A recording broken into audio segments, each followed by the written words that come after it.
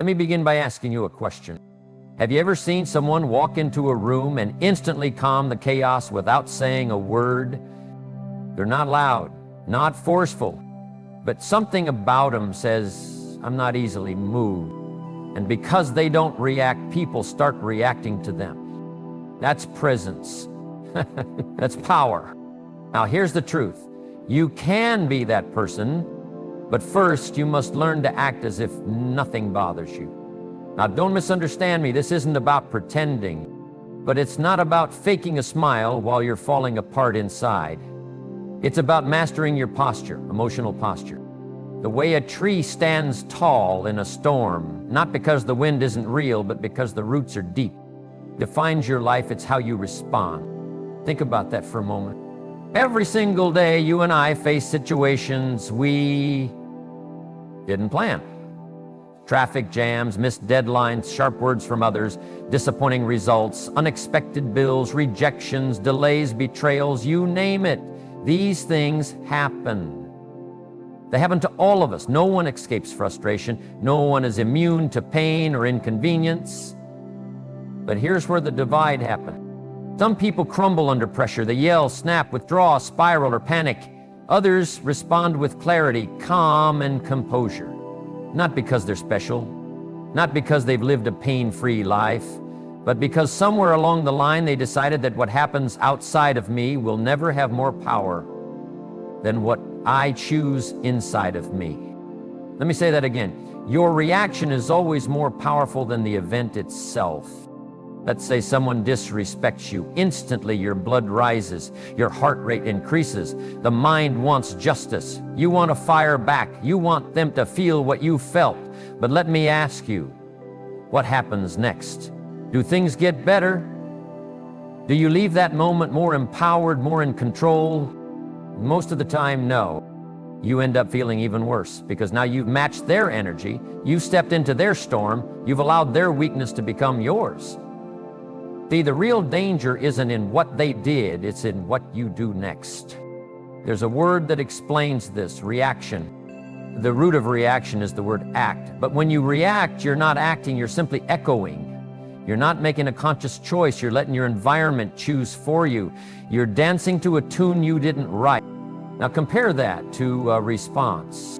A response is deliberate, it's measured, it's not passive, it's powerful. It says, yes, I see what's happening, but I get to choose how I move forward. And that's where your strength lives, not in avoiding life's mess, but in deciding how you'll show up in the middle of it. There are people walking around today imprisoned, not by walls, not by bars, but by their own reactions. They're angry at the past, bitter about yesterday, resentful towards someone who didn't apologize. And the worst part, the person they're mad at is off living their life while they're stuck in emotional quicksand. You don't have to live like that. You can take your power back, not by changing the world, but by changing the way you see and respond to it. Flat tire doesn't have to ruin your day. A rude cashier doesn't have to ruin your mood. A friend's silence doesn't have to ruin your peace. Because none of those things have the power to define you unless you hand them the keys. Now don't get me wrong, this isn't about suppressing your feelings. I'm not telling you to ignore pain or pretend things don't bother you. That's not strength, that's denial. And denial always leaks out in ways What I'm saying is, feel it, but don't feed it. Acknowledge the emotion, but then ask yourself, what would the strongest, clearest, highest version of me do right now? Would they lash out, or would they pause? Would they react in anger or respond in wisdom? Would they let a moment ruin a day? Or would they breathe, learn, and move forward? Because every time you respond with intention, you reinforce your strength. You teach your nervous system. We don't panic here. We don't crumble here. We rise. We remain grounded. We lead. That kind of emotional discipline will open more doors than talent ever could. It will earn you respect, attract better relationships, and build unshakable confidence. Why? Because people trust those who can remain steady when things get rough. And more importantly, you'll trust yourself. And let's be honest, what's more valuable than that? To walk through this world knowing whatever happens today, I can handle it. I may not like it, it may hurt, but it won't break me. That belief alone will shift your entire experience of life, because now, instead of life pushing you around, you start standing tall in the middle of it, because you've realized the truth that most people never discover. My peace, my joy, my strength, they don't belong to the world. They belong to me. There's a certain kind of strength that isn't loud. It doesn't show up in arguments. It doesn't come with a raised voice or a clenched fist. It doesn't seek attention. It's quiet, steady, unmoved. And that's emotional posture. And when you master it, your life begins to change. Now, what do we mean by emotional posture? It's the way you carry yourself emotionally, especially when things don't go your way. Just like physical posture affects how others perceive your presence, emotional posture shapes how people feel your energy. You've met people who walk into a room and bring calm with them. Their energy is centered. You don't see them flinch. You don't see them panic. Not because they're emotionless, not because they're suppressing something, but because they've trained themselves to stay rooted when everything else feels unstable. They have posture, emotional posture, and that posture says, I am not easily shaken. Now understand, this isn't about faking it. This isn't about being robotic or numb. In fact, emotional posture has nothing to do with shutting down your emotions. It has everything to do with containing them, owning them, choosing what you allow to rise to the surface. Think about it like this. If someone throws a rock into a lake, you'll see ripples. But if they throw that same rock into a mountain, nothing happens. Which one do you want to be? Too often we go through life like the lake. Someone says something off and we ripple. Someone criticizes us and we shake. Someone cuts us off and we explode. We live reactive. And when you live reactive, your peace is at the mercy of everything and everyone around you. But emotional posture gives you the ability to remain grounded. It says, yes, I feel it, but I'm not ruled by it. That's not weakness, that's mastery. Because let me ask you, who do you trust more in a crisis, the person who panics or the one who stays composed? Who do you listen to more? The one who reacts emotionally or the one who responds with thought and clarity? People are drawn to emotional strength, not to arrogance, not to pride, but to the kind of grounded presence that says, I know who I am, and I don't need to prove it to everyone. You see, we live in a world that rewards speed, noise, instant opinions. But posture comes from depth, from time, from reflection. It's what happens when you've been tested, and instead of snapping, you've learned to stand taller. And let's be real, it's not easy. Emotional posture doesn't come naturally to most people. It has to be built. It's forged in the small moments. When you choose to breathe instead of react. When you hold your tongue instead of saying the thing you'll regret. When you walk away from drama instead of stepping into the fire. Each of those moments strengthens you, not just in how others see you, but in how you see yourself. Because when you know you can trust yourself not to collapse under pressure, you start to walk differently, you start to speak differently, you carry yourself like someone who's anchored, not drifting, grounded, not swayed. And that doesn't just benefit you. Your emotional posture becomes a gift to everyone around you. Your team, your family, your friends, your children. Why? Because when you model what emotional steadiness looks like, you give others permission to stop overreacting to you. Change the tone of the room, not by dominating it, but by stabilizing it. And that's what we need more of.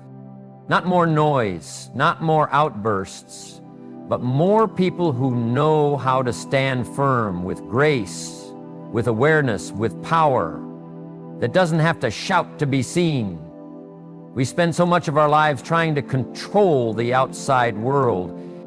We try to control people's opinions. We try to control outcome. We try to control timing, traffic, even the weather. And when we get frustrated, anxious, angry, even defeated, because deep down we believe that if the outside could just cooperate, we'd finally feel okay on the inside. But that's a lie, one that steals our peace day after day. Because real control, the kind that gives you freedom, confidence, and clarity, doesn't come from managing the world, it comes from managing yourself. Let that settle for a second. Because this truth is simple, but it isn't easy. It's one thing to say, I'm in control of how I respond. It's another to actually live that way when life hits hard. But here's the thing. Until you take full ownership of your inner world, you will always be a prisoner of your environment. You'll get tossed around by other people's moods. You'll get shaken by every bit of bad news. You'll get distracted, pulled, triggered like a leaf in the wind. And life's too short to live that way. Control is not about domination. It's not about being rigid or cold or closed off. It's about understanding that nothing and no one should have the power to pull you out of your peace without your permission. Now let's be honest. Most people were never taught this. We were taught to react. We were taught to blame. We were taught that if we're upset, it must be because of someone else. If they would just stop doing that, she would only listen. If the world wasn't so unfair. But those thoughts are traps. Because the more you blame, the more you give away your power. The more you point fingers, the more stuck you feel. But something incredible happens the day you decide, I'm going to stop trying to fix everything out there and start managing what's in here. That's the shift. That's where the real growth begins. Think about the people you admire, people who stay calm under pressure, who don't lose their temper, who don't collapse in chaos. They aren't special. They've just accepted one truth. The world owes me nothing, but I owe myself control. Control over my thoughts, control over my attitude, control over what I choose to believe, say, and do. Is when you realize you are the gatekeeper of your inner world, you stop waiting for perfect conditions. You stop depending on others to behave a certain way just so you can feel okay. That doesn't mean you won't feel things, you will. You'll still get disappointed. You'll still face setbacks, but you'll start to notice something else too. You don't get stuck in them because now you have tools, you have awareness, you have the ability to pause and ask, is this worth my peace? Is this how I want to show up? And that question alone can change everything. Let me tell you something, the world will always be unpredictable. You can't plan for every twist. You can't avoid every loss. You can't make people treat you how you deserve. But none of that has to control your inner world, unless you let it. Because what happens around you is never more powerful than what you build within you. And when you build control from the inside out, you become unshakable. Not because life gets easier, but because you get stronger. There is a kind of power that doesn't make noise. It doesn't raise its voice. It doesn't seek validation. And it doesn't move just because the world says hurry. That power is found in stillness. And when you learn to embrace stillness, not as weakness, but as discipline, you begin to step into a level of strength most people never touch. Stillness is not laziness. It is not hesitation. It is not passivity. Stillness is control. Stillness is preparation. Stillness is the ability to hold steady in a world that constantly demands a reaction. We are taught to hustle, to speak up, to move faster, to prove something. But the truth is, the strongest people in the room are usually the ones who say the least, not because they have nothing to say, but because they're listening, watching, reading the energy, and preparing a response that comes from clarity, not from impulse. Think of nature. The lion, one of the most powerful animals alive, doesn't roar all day. It doesn't chase every noise or react to every movement. It sits, it watches, it waits. There is an energy of quiet certainty in the way it moves. It doesn't question itself. It doesn't compete for attention, and yet every creature around it feels the force of its presence. That is power in stillness. In our everyday lives, we rarely slow down enough to access this. Someone cuts us off in traffic and we react. Someone says something rude and we snap. We are in a constant rush to defend ourselves, to explain, to fix, to respond. But what if you could teach yourself to pause? What if you could learn to sit in the silence between stimulus and response? That space, though small, is where real leadership is born. That is where wisdom grows. That is where emotional mastery begins. When you are still, you can see more clearly. You stop being clouded by the heat of the moment. You can observe what's happening around you without immediately becoming a part of it. You can recognize someone else's chaos without letting it become your own. That skill, once developed, becomes a superpower in relationships and business and conflict and in moments of pressure. The world will try to convince you that silence means weakness, that if you don't speak up right away, you'll lose, that if you don't react immediately, you're letting someone else win. But the truth is, stillness is not about giving in. It's about standing firm. It's the refusal to be pulled out of your character just because something triggered your ego. There is wisdom in restraint. There is strength in choosing when to act. Stillness gives you that choice. Without it, you're always at the mercy of whatever or whoever is loudest. You move when the world says move. You speak when emotion demands it. You jump without knowing why. But when you practice stillness, you create space between life's push and your push back. That space is your freedom. That space is your power. People around you start to feel it. They notice you don't get thrown off so easily. They see you thinking before speaking, breathing before reacting, and slowly they begin to respect that energy, even if they can't explain it. You become the calm in the chaos. You become the person others look to when things go wrong, not because you have all the answers, but because you're not panicking when they are. Stillness is not about staying still forever. It's about learning when to move and when to wait. It's about knowing the difference between reaction and response, between emotion and strategy. When you can find stillness in the storm, you no longer fear the storm because you've learned the one truth that changes everything. The storm may shake the world around you, but it doesn't have to shake what's within you. Confidence is one of those qualities everyone wants, but not everyone understands. People often mistake confidence for loudness, arrogance, or dominance. They think it's about being the boldest voice in the room or showing off how much you know. But real confidence doesn't shout. It doesn't need attention. It doesn't demand validation. Real confidence lives in composure, the quiet, grounded energy of someone who knows who they are regardless of what's happening around them. Composure is not just about keeping your cool when things go wrong. It's about carrying yourself with a sense of internal balance. It's about remaining calm in chaos, steady in uncertainty, and centered in discomfort. And the beautiful thing is that composure is not a gift, it's a skill. It can be built, trained, and strengthened. And when it is, it naturally gives birth to real, lasting confidence.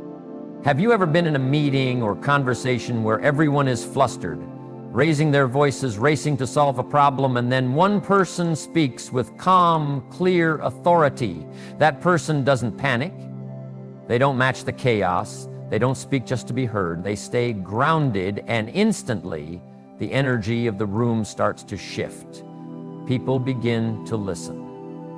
Not because the person demanded attention, but because their composure commanded respect. That's confidence. And it was built not on volume or pride, but on emotional control. We often think confidence comes from past success, winning, achieving, being praised. And yes, those things can reinforce it, but the foundation of confidence is much deeper. It comes from knowing that no matter what's thrown your way, You won't lose yourself. You won't break. You won't fall apart at the first sign of pressure. That belief that you can stay composed in any environment is what gives you the courage to walk into any room, any challenge, any situation with your head held high. Confidence built on composure is different because it's not dependent on outcome. You don't need to know exactly how things will go. You just need to trust that you can stay steady as you face it. That's what creates resilience. That's what creates presence. That's what allows you to move with assurance when everyone else is second-guessing themselves. And let's be honest, life will test your composure. You'll be criticized, misunderstood, doubted. People will challenge your ideas. Emotions will rise, but in those moments, your ability to remain composed becomes your armor. It keeps you from reacting impulsively. It allows you to respond with clarity. And over time, those small decisions, those moments where you chose calm over chaos, thought over impulse, build the kind of confidence that doesn't waver. People notice. The world starts to respond differently. Because while many may admire flashy confidence, what they trust is composure. Employers want it in a leader. Clients want it in a partner. Families need it in a parent. Relationships thrive on it. And most importantly, it's what gives you peace at the end of the day, knowing you didn't let anything or anyone pull you out of your character. Composure isn't about perfection. It's not about never feeling frustrated or nervous. It's about feeling everything but remaining in control of how you express it. It's about having your emotions without letting your emotions have you. That's the kind of self-respect that builds real, lasting confidence, not because you've avoided conflict, but because you've proven to yourself that you can walk through it without losing your center. Confidence isn't something you perform, it's something you earn through discipline, through self-awareness, and through the quiet decision, made again and again to remain composed, even when it would be easier to lose your cool. If your body needs daily care to stay strong, sleep, movement, nourishment, then your mind needs the same kind of attention. But most people walk around feeding their bodies and starving their minds. They live at the mercy of every emotion, every thought, every external trigger, not realizing they're neglecting the most powerful tool they have, their mindset. Your peace, your focus, your discipline, none of that shows up by accident. It shows up when you train your mind daily. Training the mind is not a luxury, it's a necessity. It's the foundation of emotional strength, mental resilience, and inner peace. And like any discipline, it doesn't come overnight. You don't lift weights once and expect to be strong for life. You train consistently, you repeat, you push, you stretch. The same goes for your thoughts, your reactions, your self-talk. If you don't train them, they'll be trained by everything and everyone around you. Most people never question the thoughts they have. A worry enters their mind and they treat it as fact. A fear arises and they follow it without pause. A moment of anger appears and they feed it until it becomes rage. That is what an untrained mind does. It follows whatever emotion shows up first. It reacts, it spirals, it loses control. But a trained mind does something different. It pauses. It evaluates. It notices the emotion, but it doesn't immediately obey it. It creates space. And in that space is where freedom lives. Is that freedom doesn't come from reading one book or watching a few motivational videos. It comes from doing the work, from showing up every day with intention, from building the habit of mental rehearsal. Asking yourself every morning, how do I want to show up today? What kind of energy am I carrying? What thoughts am I going to feed? And which ones am I going to starve? Because your mind will believe whatever you repeat. If you repeat worry, your mind becomes anxious. If you repeat anger, your mind becomes agitated. But if you repeat calm, if you repeat focus, if you repeat discipline, your mind begins to align with that. It doesn't happen all at once, but day by day, your internal wiring starts to shift. This is why daily routines matter. Meditation, journaling, gratitude, reading, visualization, mindful silence, even just 10 minutes a day of intentional focus can recondition your brain.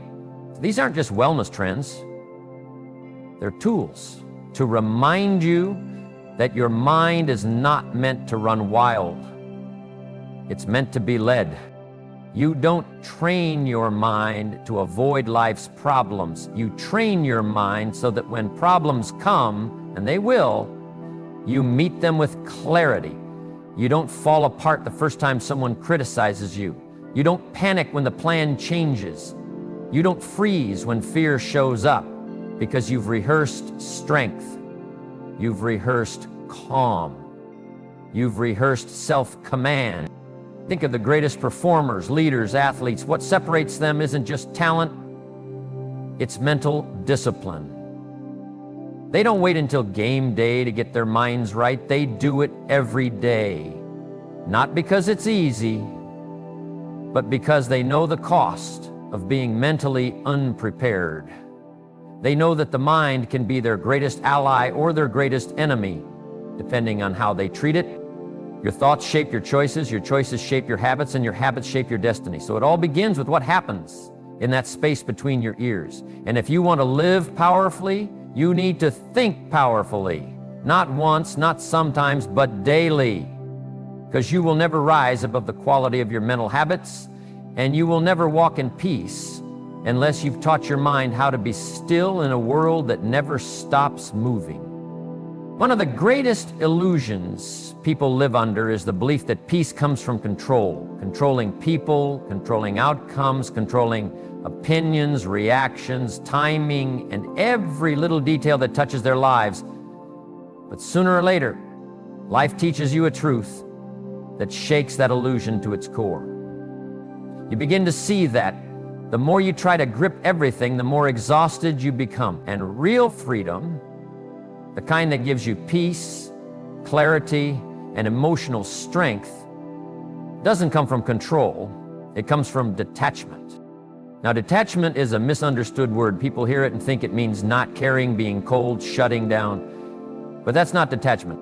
That's disconnection. Detachment is something different. It's not about being indifferent. It's about being wise. It's about caring deeply without letting your peace rise and fall based on things outside of you. It's about learning to hold life with open hands, not clenched fists. You've likely experienced this. You pour yourself into something or someone, a project, a relationship, a dream. You want it to work. You need it to work. You try to do everything right. And when it doesn't go how you hoped, you fall apart. Not just disappointed, but drained, broken, angry. Why? Because your sense of peace was attached to an outcome you couldn't fully control. That's what attachment does. It ties your emotional state to conditions. I'll feel good if they approve. I'll feel safe if things go my way. I'll feel whole if they stay or listen or change. And as long as you live like that, your happiness will always be in someone else's hand. But detachment frees you. It says, I can care, I can try, I can give, but I refuse to let my well-being depend on things I can't control. It teaches you to separate effort from outcome, to give your best but not tie your worth to the result. That's power.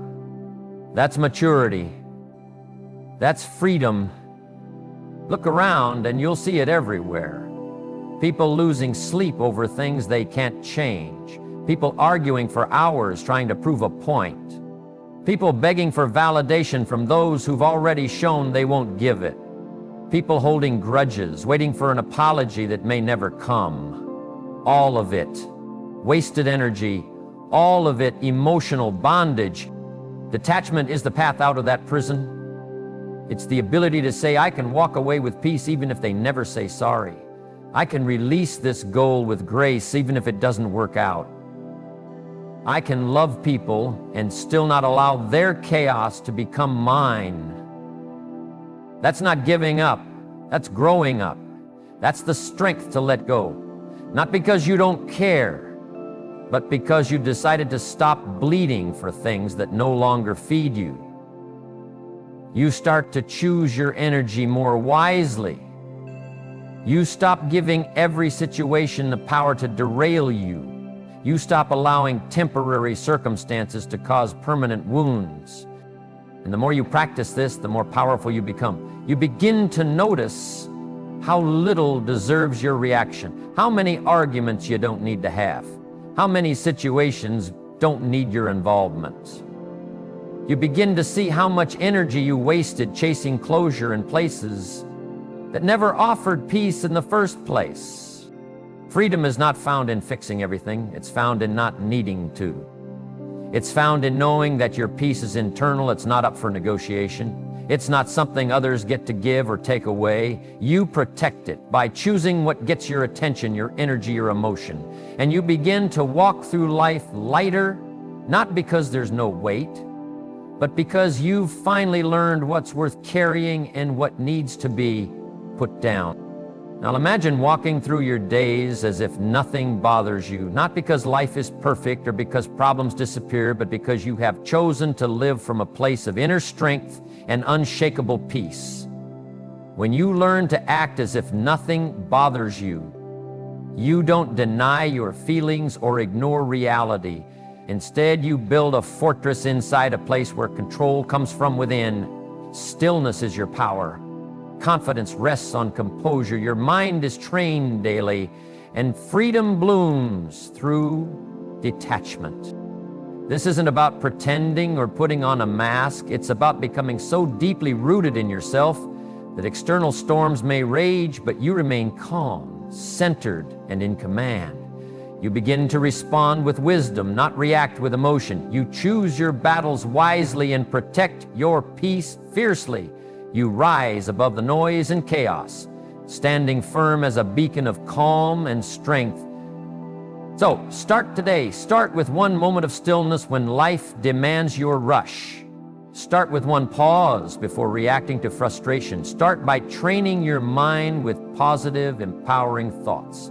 And most importantly, start by releasing what you cannot control and embracing the freedom that detachment brings. Because when nothing bothers you, you become unstoppable.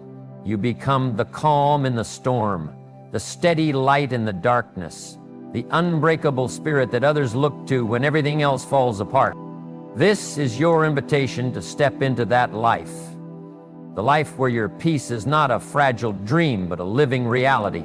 The life where you act as if nothing bothers you, and in doing so, you find a strength beyond circumstance, a confidence beyond comparison, and a freedom that nothing can take away.